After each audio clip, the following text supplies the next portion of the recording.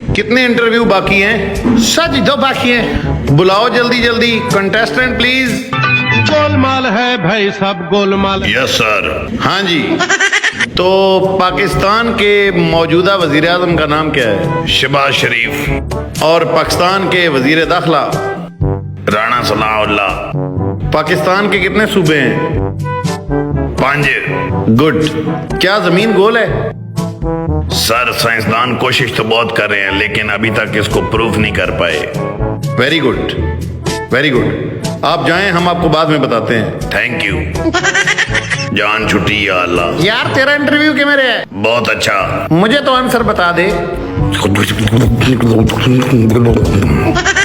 एक क्वेश्चन तो सुनता जा। सत्यानाश हर गई यदि।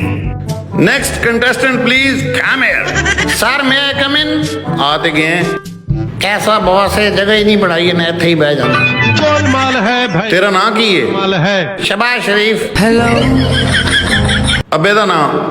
राणा सनाउल्लाह। कितना पढ़े हैं? 5।